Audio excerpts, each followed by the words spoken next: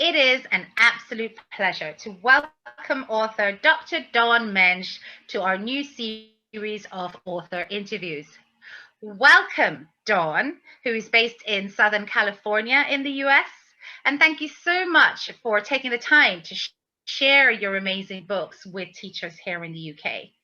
I believe that the book that we'll be exploring today from your series is called Queen Vernita Conquers the Volcanic Islands, and that's a part of the Queen Vernita's Visitors Educational series.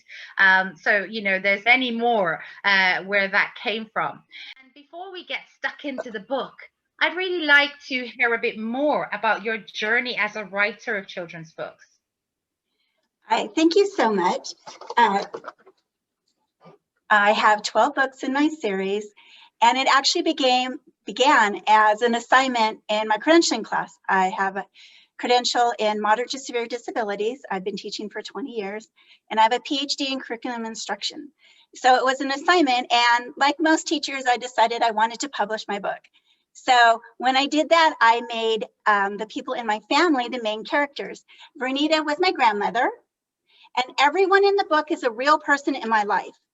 And when I started it, my very first one, which is this one, it's pre-K to first grade, and it teaches days of the weeks, months of the years, and seasons. And it had all of my family members in it, the children, because I thought, well, they're not gonna, complain, And then I found that most people wanted to be in the book, adults, and I started getting interviews and started winning awards right away. My series has won 41 international awards, including recently I won some awards from the Conquering Disabilities with Film Festival, because there are disabilities included in my books. I have Down syndrome, Rett syndrome, autism, cerebral palsy, multiple sclerosis. And so I started venturing into the film industry, and I'm having a wonderful time with that. So that's how I started. And then when I started having interviews, they started asking me, well, what's your next book? And I'm like, that was it. That's all I was doing. So I decided, since I love to travel, the queen is going to travel around her kingdom and learn about the different areas in her kingdom. So the book today that we're going to feature is actually higher grade, and it's based on Kona, Hawaii. So it talks about volcanoes, swimming with sharks, baby seahorses, sea turtles. I have 2 books, swimming in lava tubes.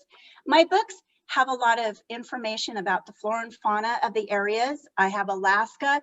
I wrote a book about astronomy. My little brother, Sir Heathy Bean, is an astronomer at JPL, it's the Jet Propulsion Laboratory. They have all of the telescopes, and he actually watches how close the asteroids come to our Earth. And he does it in our local mountains. So he helped me write this book, and so it's all about astronomy and the planets. It also has Down syndrome and multiple sclerosis in it. And so my books have lots and lots of information in them, which works perfectly with the curriculum in your country. Okay, this page in my astronomy book, this talks about Jeremy. Jeremy has Down syndrome. So all of my books have the same format, which is excellent for teaching math skills and science skills. Each month is a new month with a new friend with a new subject. And then there are 7 facts per subject. So it's a little tidbit of the subject. Oh. And this is a catalyst to go find more information on what you're interested in. So if you're reading this to your child, they would learn some facts about the Kuiper belt and Down syndrome. So if your child found that this was something that interested them, they could go out and get more books. They could look on the internet and find more information. Now, each page is a new subject. So this one is about Saturn.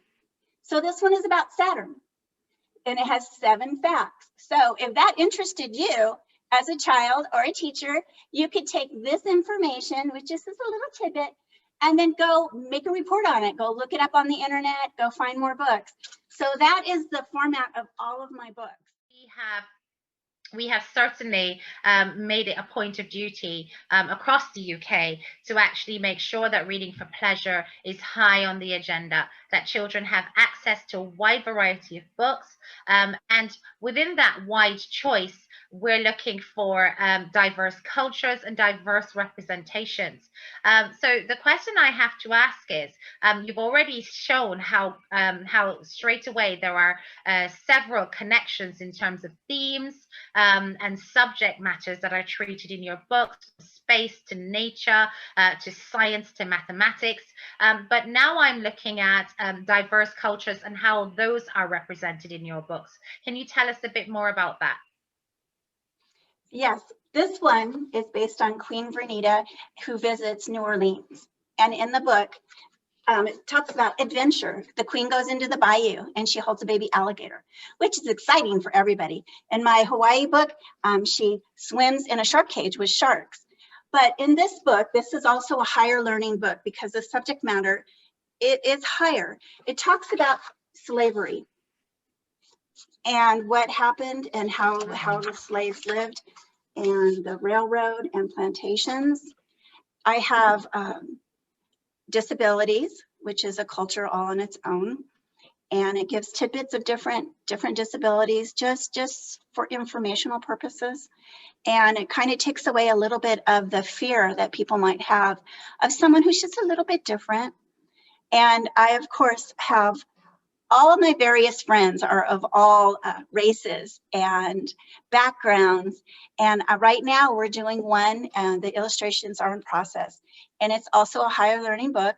It's on the desert, and I have an occupational therapist that works with me who is from India, and so her and her family are featured in one of the pages, and they have their costume, their cultural wear on there, and they're beautiful. And we talk about the Festival of Lights, and we talk about the Day of the Dead. And so there are many different items that are in here. In Baja, we talk about the Mexican culture because the queen is visiting Baja, Mexico. And we talk about the dances and the culture. And she goes to a German eatery and she talks about what she ate there. And just all sorts of things. Thank you so much for sharing that. And yes, the fact that she's traveling from one culture to the other, I can imagine just how rich that representation would be, and also how much research it would take to put these books together. You've mentioned that a lot of the stories came from people that you yourself has interacted with. What about your own experiences? Have you actually gathered that from personal experiences as well and put that in the book? Oh, absolutely. Every book is based on my adventures. So I don't put anything in my book unless I've actually done it. So yes, I went to New Orleans and we went everywhere. We went to the plantations, and what my illustrator does is she takes actual pictures from my trips, and then she takes pictures of the people that I want to put in there, and she incorporates it into the illustration. So I make it a really big habit not to put anything in there that I have not done. So the ones on Hawaii, I have a friend who grew up here and married someone from Kona, and so I've been there several times. And we did all the research. We walked down into a lava tube and went swimming at the bottom of it. I went over to the North Shore in Hawaii and went into a shark cage with my children, and so that's in the book. There's a place there where they actually raise baby seahorses, and you can go there and you can put your hand in there, and the seahorse wraps its tail around your finger. There's also a place where they are harvesting octopus. So last time I went with my grandson, we went there and the octopus were wrapping their arms around us and we were feeding them and they were squirting us. I have a book on Alaska and the glaciers, and I've been there several times. We kayaked to the glaciers, we watched the whales. All of that is in the book. We went to Sitka and went snorkeling, and so that's in the book. So yes, everything in here are things that I've actually done in my life. This one I just published in May. This is also a pre-K to first grade, so it'd be an early reader. It teaches the basic days of the weeks, months of the years, seasons. But what the queen and her family did, there was actually 17 of us, and this is our family. we went, and there's a train that goes from the mountains in Arizona to the Grand Canyon. And so we rode on the train, and this is the Queen's adventure on the train and all of the things she learned. There's bandits in there and stuff about the natural phenomena in our country. And then at the end of the train ride, we went on the Polar Express. And that's where Santa Claus rides on the train. Oh, wow. And reads the book. So this is actually my grandson being held by Santa Claus. And so this book talks all about Santa and Christmas. And so it's a fun book. But yes, it's a real adventure that we had, all 17 of us. My children are getting very used to our family vacations turning into a book and being discussed. And if you go on my website, you can see all of the pictures of our trips and what we did and the exploring that we did. And I just hope that it helps families to sit down together and read about the adventures, and it gives them ideas of what they can do in their lives. Right now, it should be published in the next month or so. It's also a pre-K to first grade, and it's based on our yearly camping trips to Halama Beach, which is on the coastline of California. And so it has camping and kite flying and s'mores making and raccoons and an ostrich farm we went to and surfing. And so it just like someone would read the book and the child would say, let's go camping, or let's go do this. And it's just like an idea of, wow, this is all the things that you can do.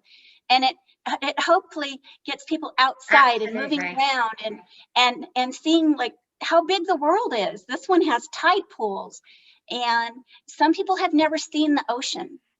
You know, they've never seen the desert. They've never been to the mountains. They've never seen the snow. They don't know what a glacier looks like, or that you can actually kayak to a glacier, you know, or you can actually go snorkeling in the icy cold waters of Alaska, you know, or that you can go to Hawaii and actually go out into the ocean in a shark cage and watch the sharks swim around you. You know, there are so many things that we just aren't really aware of unless we're out there doing it. That all sounds absolutely amazing, and certainly for children who will be limited because of their family's means in terms of traveling and accessing all these activities, can almost live those adventures through the very words and the images on those pages. It will make it a dream come true for many children just through the imagination, because often reading is an entry into other worlds. I think it's time for me to hand the stage over to you while you share with us an extract from Queen Vernita Conquers the Volcanic Islands. Okay, I thought what I would do is read a page from Queen Vernita Conquers the Volcanic Islands. And this one was based off of Kona, Hawaii, the Volcanic National Park. And this page is about a little girl, and she's a very real little girl. And she has Rett syndrome, which is a form of autism. And this is her mom, Heather. This is a real picture and real people. And that's what I really want to emphasize about my books, is that they aren't people that I've just made up and I said, oh, let's have them go swim in a shark cage or something.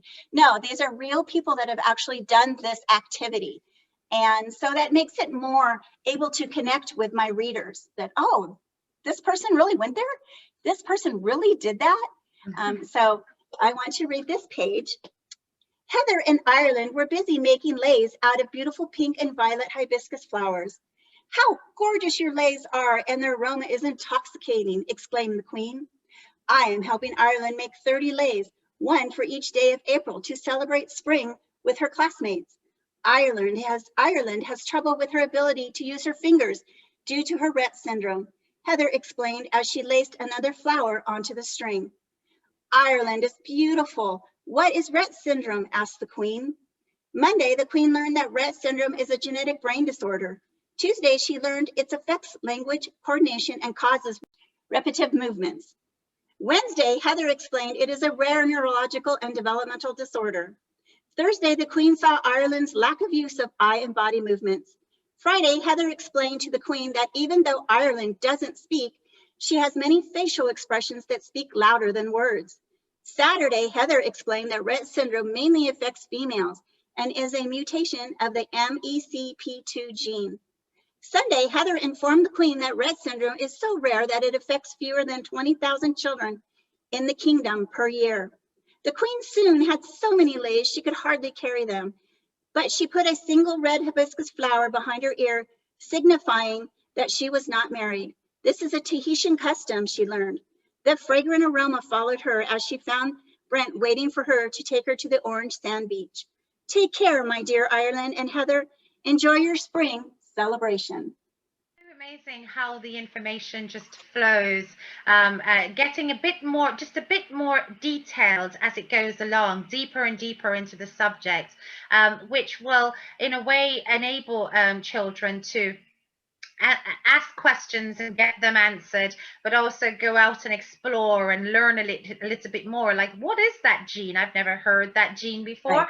And find out a bit more, you know, in terms of really putting science to work, and learning about disabilities that affect several people across the world. So I love that, the way that that's handled. It's handled quite accessibly for children, and that's brilliant. So thank you so much, Dawn, for sharing your wonderful book with teachers. It's always a pleasure to hear the author's voice behind the children's books. And finally, can you share with us, where can your books be bought here in the UK? They are on my publisher's website, Rushmore Press. They're also on Amazon.k.uk. They are also on Barnes & Noble. They are I have a website, Dr. Dawn Menge. They are also in audiobooks now. They just came out a couple of months ago. So if you have access to that, you can get them on there. Thank you so much.